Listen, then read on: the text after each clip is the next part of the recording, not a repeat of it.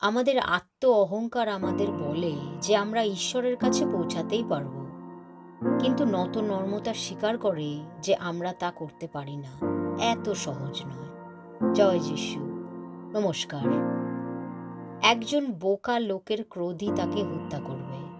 একজন বোকা লোকের প্রচণ্ড আবেগই তাকে হত্যা করে। যারা আমাকে হে প্রভু হে প্রভু বলে, তারা সবাই যে স্বর্গের রাজ্যে প্রবেশ করতে পারবে এমন নয়।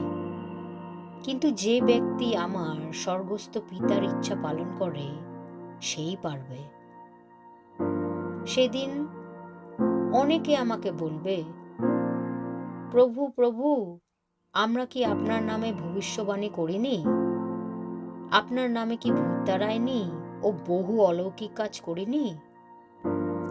তখন আমি তাদের স্পষ্টই বলবো, আমি কখনো তোমাদের জানি না। হে অধর্মচারীরা, আমার কাছ থেকে দূর হও। প্রত্যেক মানুষ তার নিজের মন্দ অভিলাষের দ্বারা প্রলুব্ধ হয়। তার মন্দ ইচ্ছা তাকে পাপের দিকে টেনে নিয়ে যায় এবং ফাঁদে ফেলে।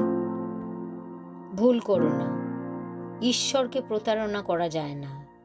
মানুষ যেমন বীজ বোনে তেমনি ফসল তোলে।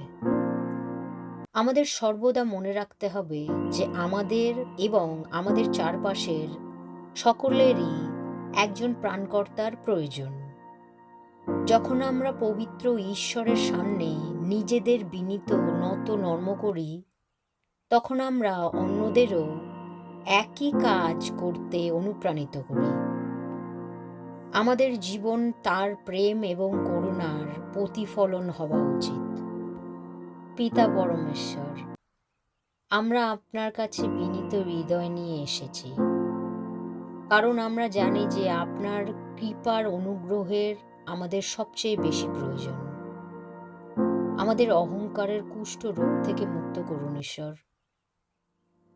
আপনার ভালোবাসা অর্জন করতে পারব এই অসৎ ভাবনা থেকে দূর করুন। আপনার করুণার উপর আস্থা রাখতে এবং আপনার বিশ্বাস্ততার উপর আস্থা রাখতে আমাদের বিশ্বাসকে আরো গভীর করুন। শতকোটি আগাম ধন্যবাদ। জয় যিশুর জয় হোক। আমেন।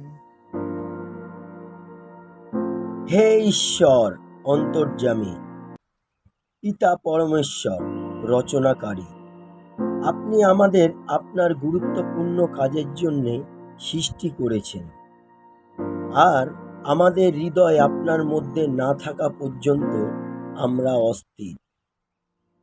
আপনার হৃদয়ের মধ্যে আমাদের বিশ্রাম নিতে সাহায্য করুন, যাতে আপনার গুরুত্বপূর্ণ কাজ করতে সফল হই।